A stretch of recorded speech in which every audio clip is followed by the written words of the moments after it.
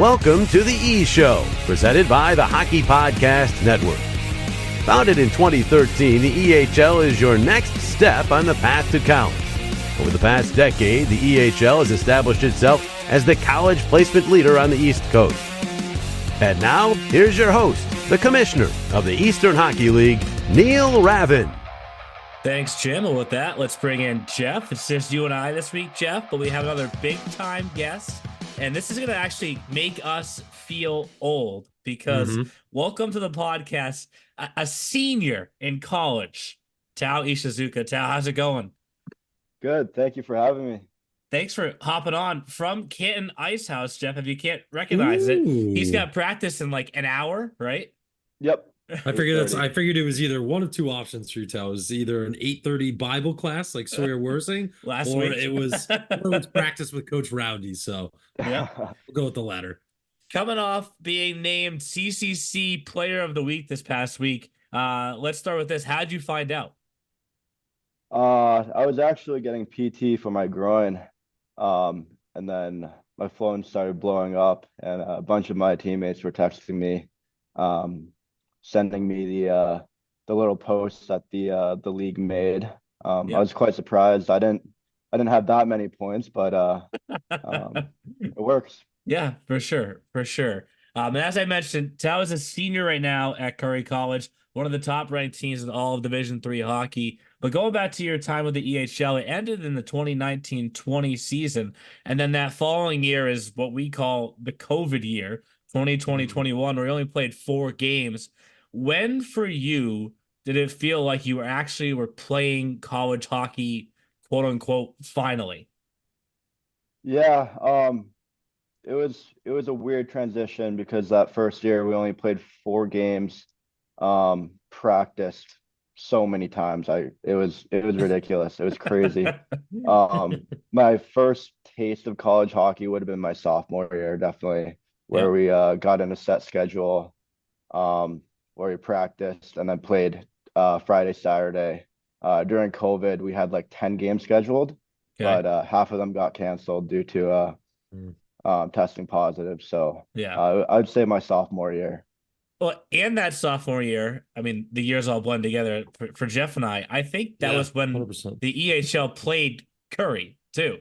So did you still feel like you were in the EHL for a brief moment at that point? You were on the other side though at that time. Yeah, that was weird. Because I played against some of my teammates, Colin Bella. Yep. So our little exhibition game, we're playing in the EHL. So it was it did feel like juniors a little bit seeing those guys. You still keep in touch with Colin Bell at all, Tal? A little bit. More so the guys who are best with me. So like Will Christensen, Connor Snowdy, those guys, the older guys. But I know Colin's doing well for himself at Lake Forest. Yeah. Now you're making us really feel Will Christensen, Snowdy. I remember all those names. All these names. Ripping Jeff. off the jerseys. Yeah. Right? One other thing, now going back to your junior years, so in that 2018-19 season, if people find your elite prospects profile, they'll say that you began with the Valley Junior Warriors. So the whole reason behind this podcast is to try and, teach current players and future players what the EHL is all about. What can you speak to in regards to getting traded and how sometimes it's beneficial for the player? Yeah. So my rookie year, I actually started playing juniors in Canada. I was in the Saskatchewan League. Played there for a bit, and I was there for a month, and I really just didn't enjoy it. I wanted to come back home, and I figured EHL will give me better exposure. And I was in a scramble to find a team, so I ended up at Valley, and I spent a month and a half there, I'd say. And honestly, it just wasn't the right fit for me. It wasn't what I was looking for. And for juniors, the whole point of juniors is moving on to the next level, college hockey. And I felt like that just didn't give me the best opportunity to find the best home for college. And it was a tough decision leaving the coach and leaving my teammates, but I only have 2 years of eligibility. I have to do what's best for myself, and sometimes you just have to do it. I'm still friendly with the guys on Valley, But he's junior hockey. You got to do what's best for yourself. Yeah, me and Neil talk about that all the time, Tao, as far as me, Neil, and everyone else in the league about how, and maybe you can speak to this too, about how the EHL just separates themselves from other leagues as far as retention, like you just said, right? You didn't find a true home where you felt comfortable with the Valley Junior Warriors, but you sure as heck did with the Connecticut RoughRiders with a couple of our favorites, Steve Brown, Eric Lind. So, I mean, you put up 25 points in 24 games after being traded over there. So how did you find that instant chemistry with Brownie, Lindy, and the rest of the RoughRiders team? Yeah, well, the whole team was a great group of guys. But Brownie and Lindy, they're known for development, and they really focus on development on and off the ice. My first week at Norwalk, Lindy spent probably good 7 hours on me, just my stride work, edge work, little details. Lindy probably the best in the business with that kind of stuff. And then after a few games in, Brownie would do individual video sessions with me, and they just developed my game so quickly. I always thought I was a really good skater, but after going to the RoughRiders and seeing Lindy, found out I was wrong. And that seems like they really helped you take your game to the next level when you had your full season with them. You had 29 goals, 29 assists, 58 points in 45 games. I remember that year because Neil, wasn't that was the first year we did fantasy? And I'm pretty sure Tao was one of you or Brittany's first picks because of the heater he was on. You have any good Steve Brown stories, by the way? Because I know he always catches us in arenas and tries to talk to us. Really interesting guy, Steve Brown. I love him personally, but any favorites of yours? Yeah, he always just tells us random stories about the times he was coaching in Europe. And oftentimes he just goes on a rant, and he's such a knowledgeable guy. I can't think of any specific, but there's so many times. He's like a Renaissance man, right? He is. He knows everything.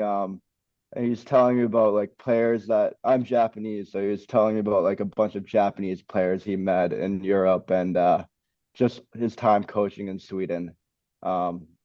Yeah, he's a very knowledgeable, interesting Renaissance man.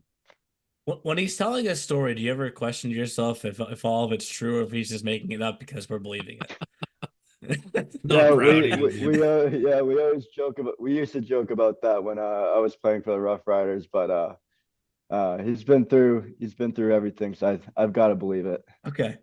It's funny that we have you on, Thursday, January 18th, the day after the RoughRiders knock off the Railers, which, just stating facts, the RoughRiders currently have the fewest points in the league, and the Railers have the most. But you were in the league, and you experienced this parity firsthand. For prospective players, what do you think that says to people that are considering the league, that any given day anybody can be anybody? Yeah, as you get older, that skill gap gets smaller and smaller, and it's all about who shows up to compete, who's making less mistakes, who's playing a better systems game, and just shows the skill level and the depth that the EHL has, and that translates right into college. That just magnifies a little bit more, less mistakes, more compete, higher intensity kind of thing. But EHL, we're a top team in the country, Curry, and we have a bunch of guys from the EHL. Yeah. So it just shows how talented the EHL is. What are those conversations like in the locker room when you have a former RoughRider or a former Railer? Are there different bragging rights conversations, or is it just we all had a good experience? Like, there's both. Okay. I always have to brag about the RoughRiders because I had such a great time there. But George Vanakis, I don't know if you guys remember him.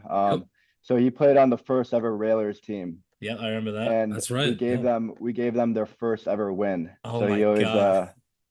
He always gives me a little trash for that. Like a good teammate, right?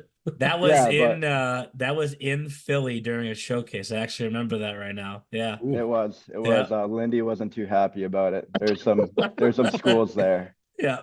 I'm sure there was That's probably many things as me and Neil. So we always say it's a family show. I'm sure Lindy said some things that were probably not family show like in the locker room after that one, eh? Yeah, no, definitely. we've mentioned this a few times now, Curry being the nationally ranked program that it is, but you're in a conference that also has, Salve Regina, UNE, Endicott, and then at the bottom of the conference, while the teams may not be ranked in a Nichols or Western New England and Suffolk, the conference is deep throughout. So how in your locker room where you are now do you guys balance, okay, yes, doesn't matter if we're getting up for one of the top teams or one of the bottom teams in the league. Every game in this conference is an absolute battle. How do you balance that? Yeah, that's that's what we're struggling with right now as a team. Because it's obviously easy to get up for the Endicotts, the UNEs, the teams that make the national championship every other year. But we also got beat by Wentworth this year, and we also got beat by Nichols. Mhm. So that's pretty much a mental battle that we have to get, and we're kind of stuck in that mental hump that we have to get over. So it's not really like physical ability or anything. It's just preparation, and then just the mental side of the game that we have to balance a little bit better. We have a younger team this year, so I think the younger guys are gonna, and even the older guys are gonna have to dial it in mentally in the stretch of the back stretch of the season. And Tao, do you find that being an older guy now, like you've said, you've gone through, I mean, geez, me and Neil talk about all the time. You were a player that went through the COVID season. I feel like if you went through a COVID season, that kind of aged you a little bit and gave you a little bit extra hair in your chest and a little bit more, veteran prowess. But do you feel like, not even just your time in the EHL, but just your growth as a hockey player, has helped you help the rest of your young team here in this season? Yeah, definitely. I mean, playing with guys like Etu Solani, Northeastern transfer, Yeah. Yep. Mark Zukov, All-American, who's playing in the coast. You just pick up on little things, little habits, showing up to the rink early, how to take care of your body, like stuff in games, little tricks and battles. You just learn a lot of different things, little minor things. They're not anything big, but minor things that build up. And I feel like I've developed so much in the past 3 years. For sure, for sure. So And to Solani, his dad was pretty good. Timu, yeah, not a bad we hockey player. we Yeah. not Hall of to Famer. not to change gears too much, but we don't get to do this often, Sal. We get to share our screen a little bit on Zoom here. And getting ready for this interview, I got to pull up your profile. We got to talk about this. What happened before on picture day here for you? That's Oh, funny. sheesh, I It didn't was notice that. it was actually the day before we had a little 3-on-3 at the end of practice, and we just I was involved in a little collision. My helmet came down, split my eyebrow open, and we're like, oh man, like picture day is tomorrow, media day is tomorrow. Like, what are we gonna do? And then the trainer was like, you know what, just throw on some little butterfly stitches, and it'll look tough. Is it fitting for your senior year? Are you happy with that for your senior year? I like it. I have three normal pictures, so one a little bit one with some character doesn't hurt. There you go. As you work your way down the stretch here and not knowing, which game could potentially be your last, is it nerve-wracking in a way? Yeah, it's I've been thinking about that. We have 9 games left of regular season, and just trying to make the most out of it. It's nerve-wracking, but it's also exciting because you're next on the line. You got to perform, and you got to make the best out of the last 9 to 12 games that you have as a college hockey player. Yeah. Well, we hope it's 12, right? We hope it's 12 Yes, for we you. do. I hope so Yep. too. So we appreciate you coming on. This is bright and early, 7:45 right now. You have practice. So again, congratulations on being last week's CCC Player of the Week, and again, a great story for players that are interested in the league to review and see. He was with Valley, he got traded, but made the most of his time in the Rough Riders, and now plays for one of the best teams in all of Division III hockey. So thank you for coming on the podcast, Tal. Thank you guys for having me. Yeah, thanks, Tao. Good to see you, man. Thanks again to Tao Ishizuka for coming on the podcast this week. Another bright and early one, Jeff. Woohoo! The old guys. That's right. We're getting up. We're taking I took my bolties as always, keep those bones from creaking. I'm sure you did too. And yeah, I we wish are. I wish Chase had slept a little bit better last night, but that's fine. We'll get through it. We'll get Dude, through Chase was doing the sprinkler yesterday in his Instagram story video. Mom, I messaged both of you, and I was like, Vic, is he really doing the sprinkler right now? And she goes, heck yeah, Jeff. Oh my god. I think her exact words were, her moves are better than his dad's. Was that it? He's quite the little dancer, just like his dad. Never mind. Sorry, just like my dad. She pushed you up, not pushed you down, buddy. She pushed you up. I guess I'm a good dancer. We are not going to talk about that right now, though, and around the E Show. Oh, well done. Let's take a look at what's going on around the E Show. Around the E Show is presented by BioSteel, the sports drink of the EHL. Use the promo code EHLB1. That's EHLB1 for 25% off when you check out at biosteel.com. Oh, God. So we get to our weekly division by division breakdown, if you will. Where do you want to start this week, Jeff? I don't know, because we had some interesting, if you look at Stars of the Week, not as goalie heavy as the week before. No, not. We had a lot of high scoring football / baseball scores. Yep. But so you pick. Okay. First choice. All right. Well, we'll start south and work up. So the Bears snapped the skid, but then started a new skid in a way, right? They lost. Yeah. They lost to the Apple Core, which I will get to the Central. That was some revenge for New York, who had actually lost 2 1-goal games previously to the Bears. But they were able to snap the skid by knocking off Team Maryland. Still got a point the next day. This division, like we talked about this last week about how those 4 teams are so tight at the bottom. It's gonna be fun down the stretch because they're all watching each other. Well, they're all watching each other, and after each game, each game takes place, I get a text from one coach about, oh, we really needed that team to win today, and it's like, wait a second. You needed the other team to win yesterday, so you're just flip-flopping every other day here so that things stay tight down the stretch. Right, and that's what's happening all year long. At all their showcases, I've joked with everyone from Mark Catron to Zach Overholtzer to everybody, Reader, everybody. And I feel like Catron was one of the best ones. I remember, I think it was last showcase, I had said I was like, oh, I just called the Team Maryland game. They lost an OT, I think, to Philly or whoever. And he was like, yes, Jeff, yes. And it's like, literally, you get this excitement out of they're like, go so-and-so. And you're like, this is weird. You're rooting for a team in your, like, what? They're like, yeah, we're rooting against them today.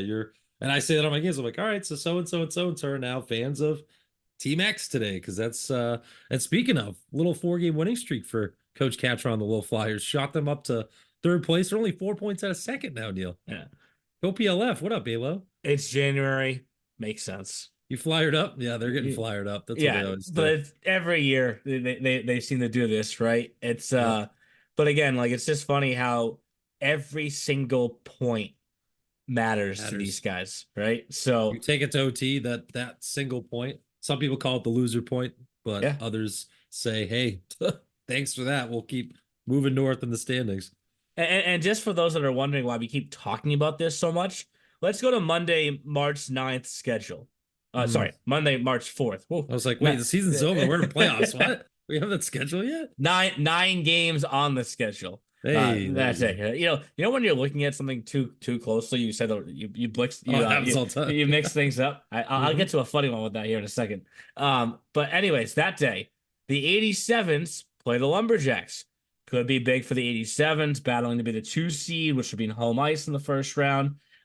Lumberjacks could be facing elimination potentially, right? Like in the North Division. The Little Flyers play the Rangers. Little Flyers, we know where they are in the standings, battling with the other 3 teams there to either be in the first round right away or be in the play-in round or not miss the playoffs, facing a Rangers team who's at the top of a 3-team race. Don't count the Terriers yet, battling to see who's the 1 seed in that division. Philly Hockey Club faces the Express. Same exact thing as the Rangers, right?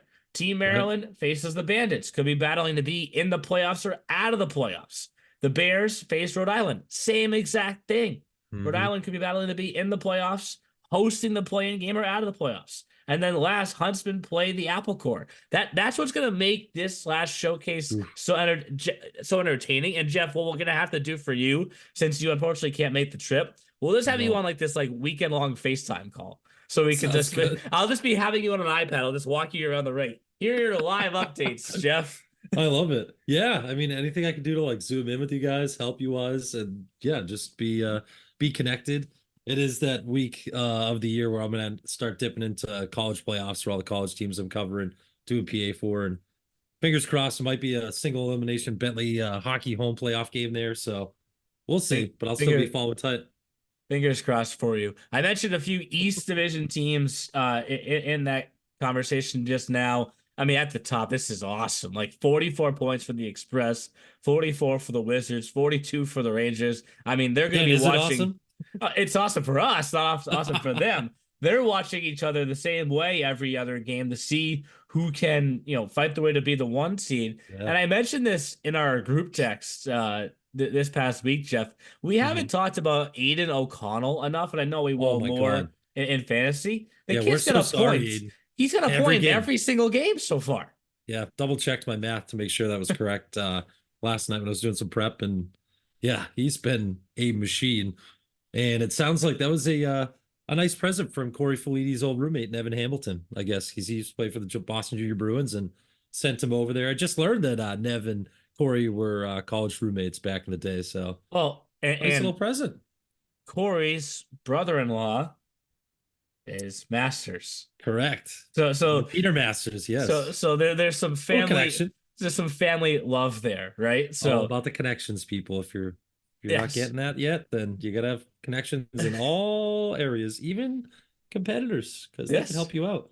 But 30 points in 16 games, it makes me wonder if he was here all season long, is he leading the league in scoring? I'll say he probably has more than 55 that David Basin has. Like he's almost on a 2 point per game pace, right? Yeah. They've played 31 games. We don't do math on this podcast, but that's near 60. But right, like that's near 60. Good. So his teammate just committed to Wentworth. Congrats to Kolovos. He's another machine. Yep. Yeah, that Wizards team is scary. But that East Division, and like we said, the Terriers are right there at 35 points. Yep. They are within shouting distance of third place of the Rangers. How crazy would that be? Everyone's always like Rangers Express Wizards, Wizards Express Rangers, Rangers Express Wizards, Express Wizards Rangers, whatever order you want. And then the Terriers like, ooh, we're still here. We're still here. We're just going to climb in and even they're doing it right now without their best defenseman, Andrew Van Antwerp. Yeah. I know Phil Feinberg got an audible mention, rightfully so. That's another guy that's been unbelievable. He has 25 points in 21 games. He's saying the same thing. What if I was here all year long? Right. And I told you, I saw him last year with the Kings. I wish they gave him a better run of it. But again, things happen for a reason. He ended up where he should have. And we're happy. Really dynamic. Yeah. He's a dynamic, fast game changer of a hockey player. Yeah, for sure. For sure. Moving to the North Division. Yes, the Avs have won 6 straight. I hadn't noticed, Jeff. I hadn't noticed. And Chris beat someone. You said, Chris, go beat someone. Chris said, hey, and he texted us both the other day. Yeah. I just beat the Wizards. I heard they're pretty good. Knock. Hello. Sorry. Anyone listening? I mean, it's just funny how it's playing out again where they kind of had a sluggish, quote unquote, September. And then they just get better and better and better as the season goes on. They added the defenseman to their lineup in Mason Sturm, son of Marco Sturm? Yes. Stop it. Yes. Did you tell us that the other day? Did I miss that in our I don't know. I'm so tired, Jeff. Like I'm literally I'm so tired right now. I've been moving all during Christmas, like working nonstop. I feel you. Every day is just kind of moves into the next. You're still fathering your wonderful Chase, who's what, 10, 11 months old now? 11 months. We're nearing in on a year. So we're still in that gauntlet of young raising kids. But yeah, speaking of gauntlets, though, I mean, yeah, just a couple of players for the Avs. You mentioned Sturm, he's newer. Basin was just really the game changer there, right, Neil? I mean, and I just keep going back to that game I called against the 87s when they won 7-1. I guess if you look at their schedule, it kind of started before that. I mean, they beat Rhode Island 8-0. Yeah. Seahawks 5-1, Bandits 4-1, Avs 6 beat the Wizards, or they beat the Wizards 6-2. But then since that 7-1 game, 6-3 win, 7-3 win, 3-2 win, 11-3, 4-3. Like they're just their differentials up to plus 61. That's more like what we've seen for the Avs. They're dominating teams. They really are starting to kick people in the you know what. It feels like a team that pissed them off, Neil. I think it feels like a team that's a little bit pissed off. You just see it with newspapers, just with Neil Ravin's name on it, and dead faces. And it's not even just me. I think it's the small core that they were able to return from last year that wants that revenge, that wants to get back to Providence and get that revenge. And then wrapping it up in the Central Division, 10 straight wins now for the New York Apple Corps. And I keep going back to why did we already play all 4 of those Railers Apple Corps games? Ryan Croshaw still has lost a game as an Apple Corps goaltender. He's 8-0. He's only given up more than 2 goals once. Yep. Was on 4 spots of the RoughRiders. Who would do I just force a schedule change? Hey guys, you got to play one more time here. Redo. I'll just redo all 4 of those. I can show Tony. No. Time out. And we mentioned this with Tao on. I mean, the RoughRiders, these are facts. They have the fewest points in the league. The Railers have the most points in the league. The RoughRiders beat the Railers yesterday. That's a testament to our league right there. You have to show up every single day. I mean, it's that simple. And the RoughRiders they're playing for something right now. They're 7 points behind Rhode Island with a game in hand, but they have to be almost blemish free in a way down the stretch in order to close that gap and get in. And maybe yesterday's win is just the momentum that they need to send them on that run down the stretch.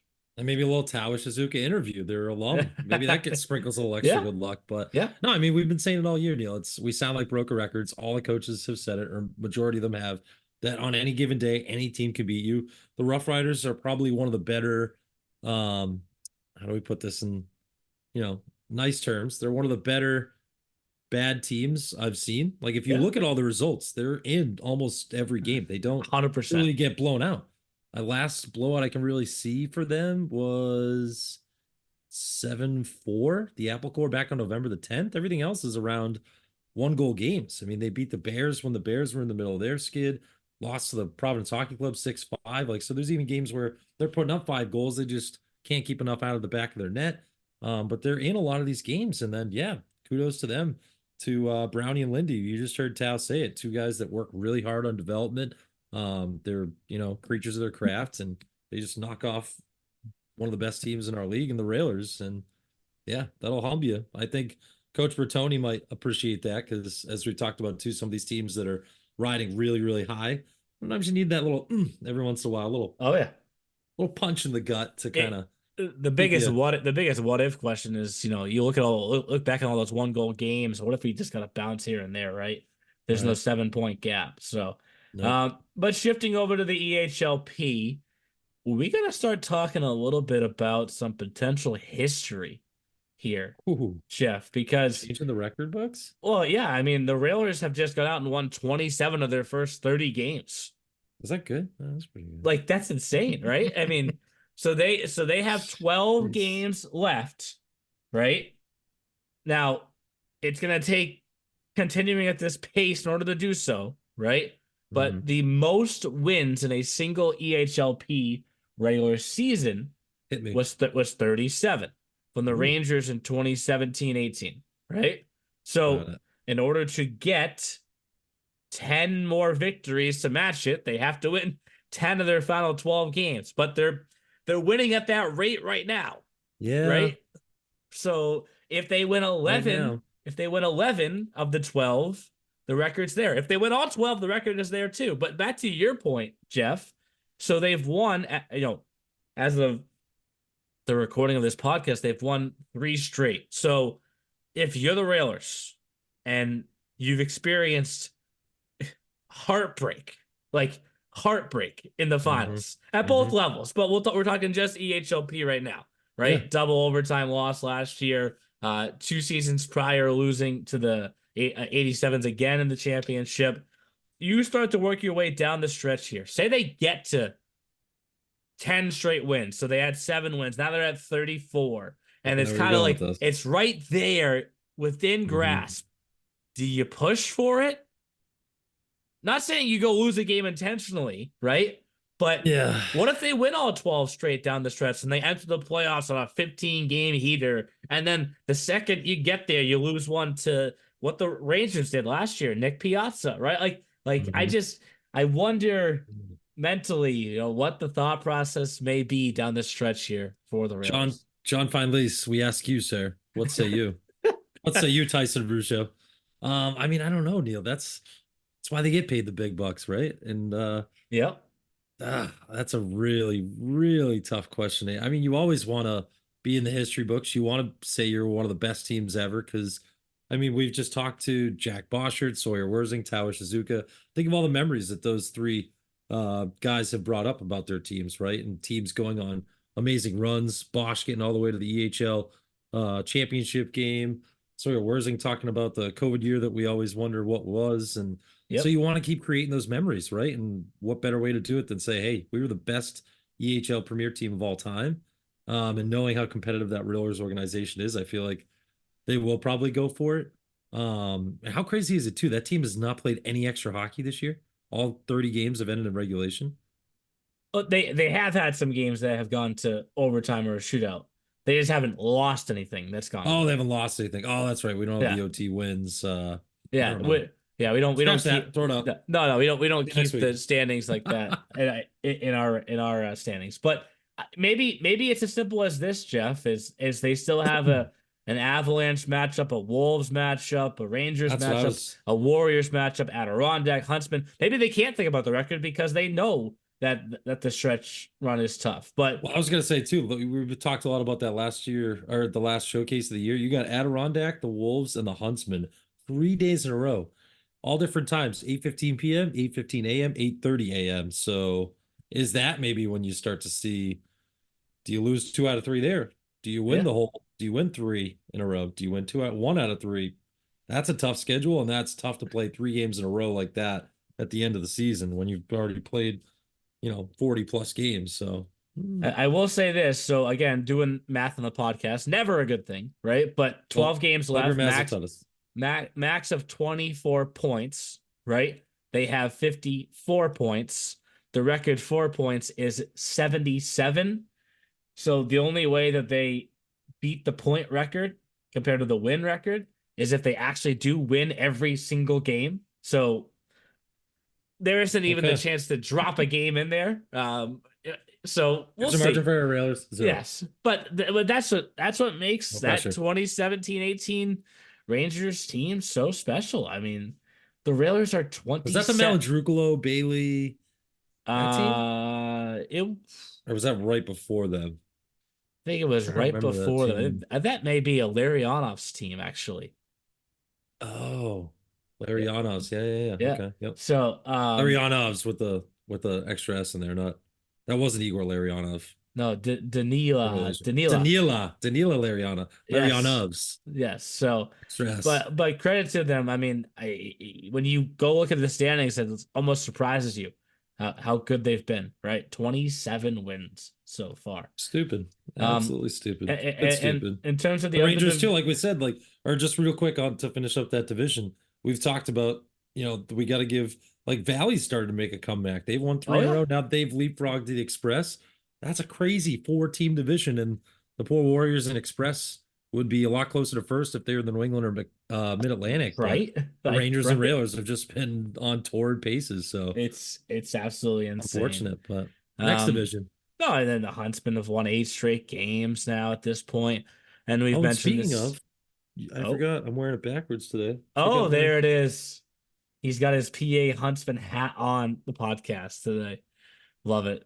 It fits my big head better when I wear it backwards, and it's wicked soft, wicked comfortable. Thank you, Zach Overholzer, for that. Appreciate it. We can have a podcast about how hats need to fit your head the right way, because that's an issue I have, Jeff.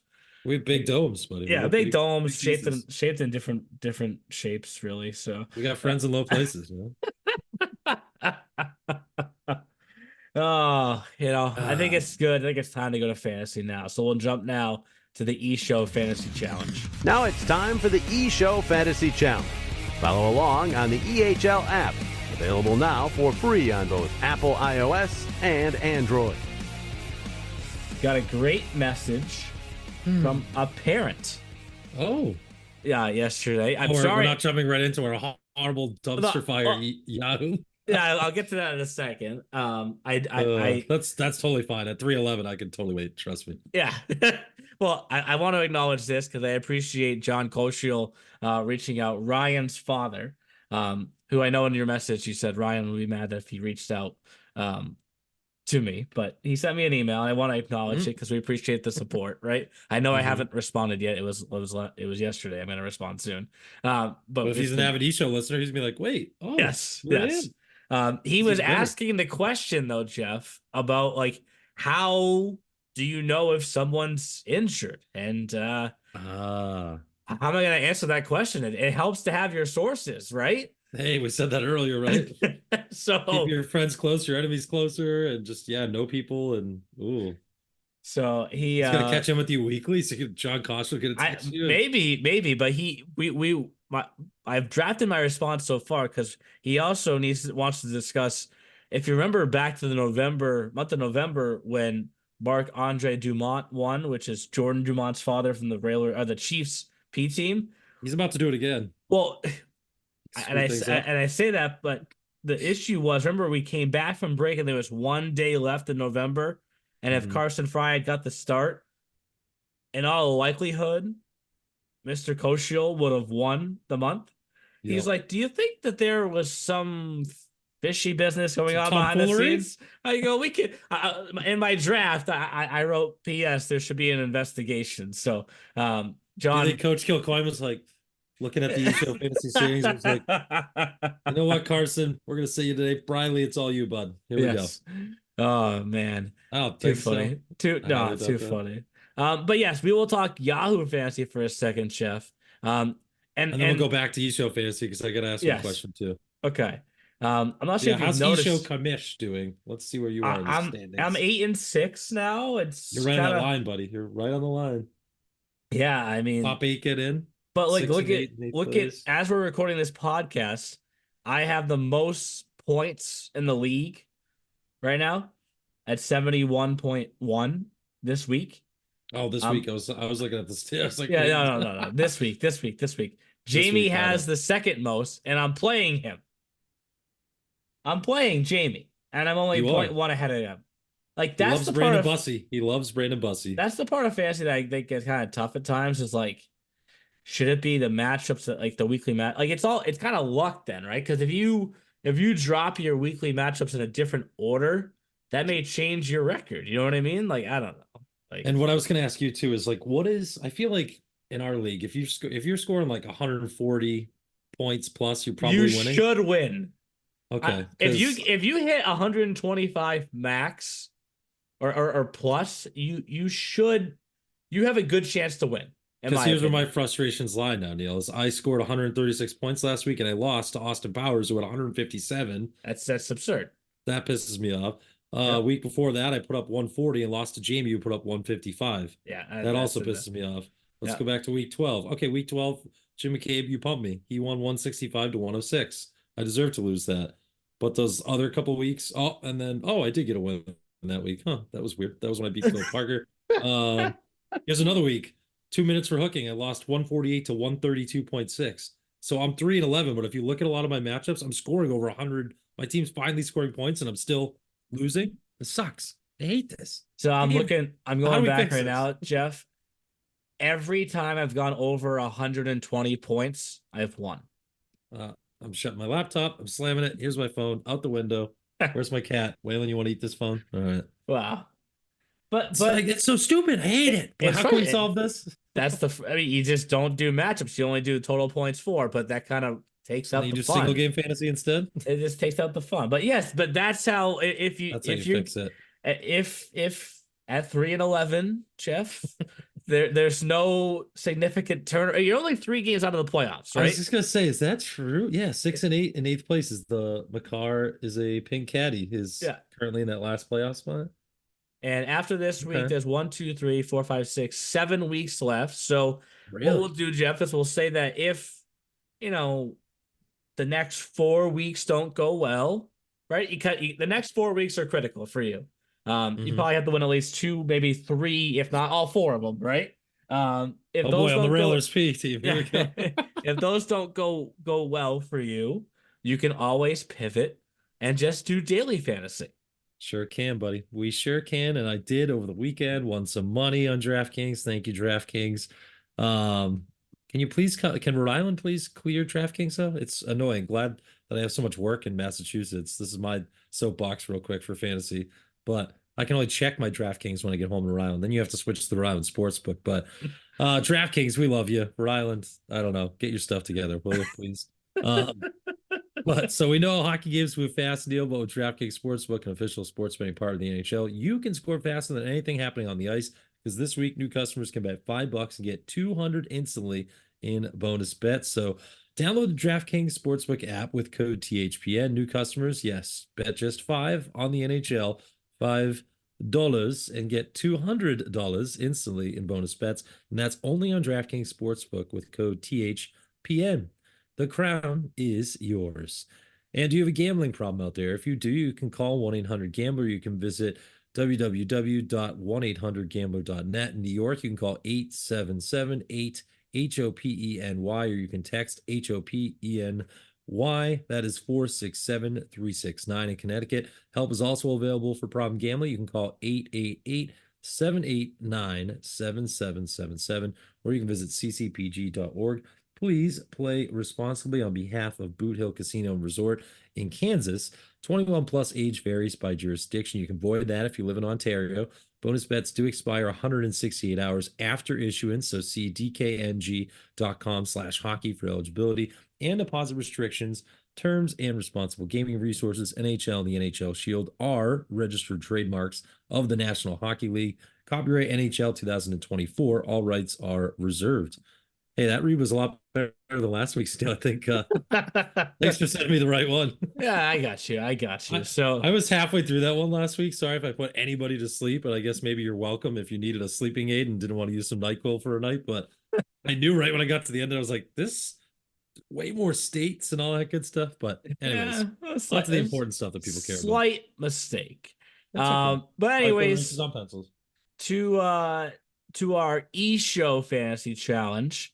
Jeff, you mentioned this. Marc-Andre Dumont is in first again. I don't know if I give him credit for picking the same 3 players that he picked last month. And Basin, Costable, and Reardon. He picked the same 3 guys. So if you know what he just said, he said, don't hate the player, hate the game. Well, yeah, seriously. Right. All right. But again, if he wins, I'll just give it to Mike Sanders, who had the same exact picks. Ooh. Right. So we can get some flavor. Mikey Basile in 6th place. Look at you. Justin Ratio 11, Justin Secretary 12. Also, can I make a new D pick on the air? Because I totally said this last week. You told me that Van Antwerp was out until the end of this month. That's still true. Yeah. Yeah, I got to change my D. I just went a whole week, you idiot. Speaking of being busy, I went on today and I was like, I'm still in 15th? How? I have no D. So I think I'm going to go with Chase Hannon from Team Maryland. Kid's a big apple eater. He's got like 23 assists, 3 goals. So for those that are wondering how this works too, that means Jeff loses the 2 points that Andrew had gotten in the only game he had played for him so far. It does not mean that he gains the 13 that Chase Hannon has. Damn it. Come on, so far. It's still 0, but he gets whatever Hannon gets from here.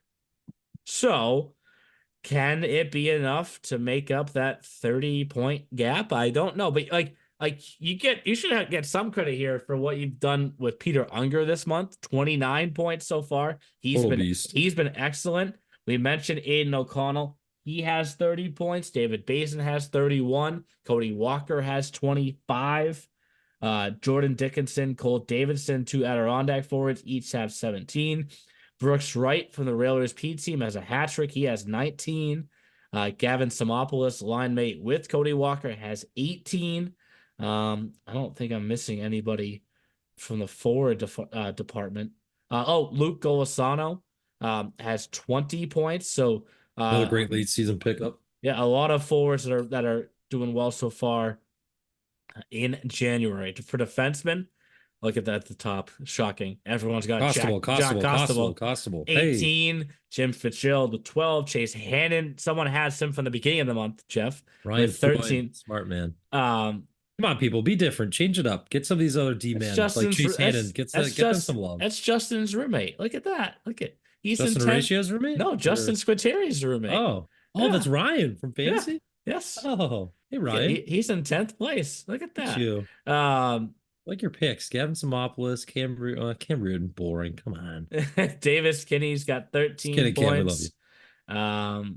I think that's Champlain. I like that pick. Yeah, so over to the goalie. Reardon continues to get, the bulk of the starts, but the goalie that was in net for that 56 save shutout on Monday was Owen Courier. Right? So, you know what I should do, Jeff? A 56 save shutout. Up, here comes this calculator. Here we go. Oh, what's the save percentage? Is that what you're looking for? No. What it would be for for fantasy. His save percentage is 1,000. Oh yeah, duh. So I haven't drank my coffee yet. 819. Well, all right, so 56 times 0.2 plus 4 plus 2, 17.2, right? So in one start. So that's pretty crazy when you wrap your head around that. Damn. Crouchshaw 15.4 so far. You mentioned Philip DeChamplain 14.6.4, which is the same as Eric Tarnberg for the so Courier got more points than a lot of these guys have in 1 month. That's crazy, right? Damn. Isaac Salja-Houge, your favorite goalie in the league right now, yeah, 15.6. So as we're recording this podcast on the 18th, this could be a big fantasy month, Jeff. We got guys that are at 74 points already. In October, I hit 102. So we have 13 days left. So this could be one of the bigger days, or bigger months, I should say, of the season. So records were made to be broken, Neil. Here we come. So, but with that, one this week. Yes, that'll do it for fantasy. We'll jump now to what to watch for. And now here's what to watch for in the EHL and the EHLP. What to watch for is presented by Flow Hockey, the official streaming platform for your EHL and EHLP action throughout the 2023-2024 season. Since it's only two of us on the podcast, Jeff, we'll just go through the schedule, right? So let's just zip through. And actually, I was looking last week. I picked Avs Wizards. Good game. That was a 4-3 Avalanche win. And then Premier, I picked Renegades 87s. Renegades won 5-1 over the 87s. Is that your pat on the back? I don't even remember. Is that your pat on the back to yourself? I guess small, tiny clap, but it was more just kind of bringing those teams back up. I think I picked the Bears Apple Core because Apple Core had lost 2 one-goal games to the Bears so far, right? Okay. But we should do that, though. We should bring that up now in our segment when we do this, just to see if we were idiots or if we were. This is Jeff trying to get himself some bonus fantasy points right down the stretch. Yeah, just trying to have more content, man. That's. But on the day that I'm trying to pick some duds too. I'm trying to pick some of these 10-0 games too.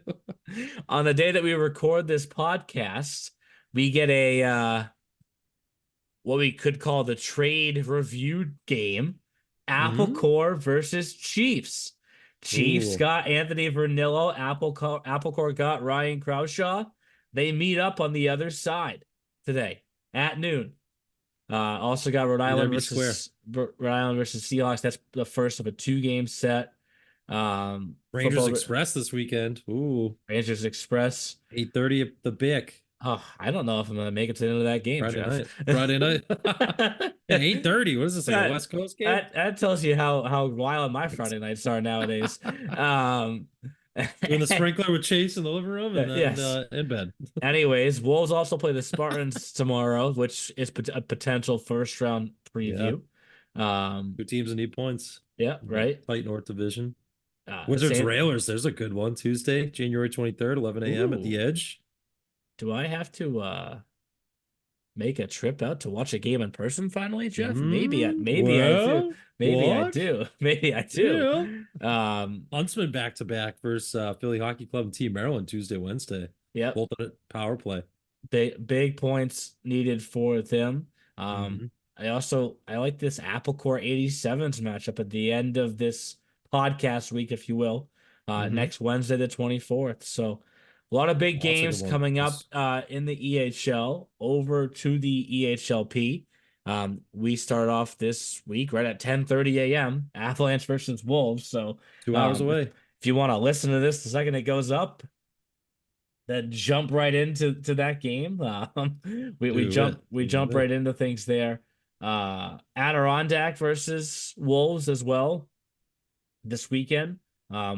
Warriors Express, we just talked about them, both of them battling it out in the the best ever matchup of third and fourth place teams ever, ever probably ever in the Boston division. Yep. Yes.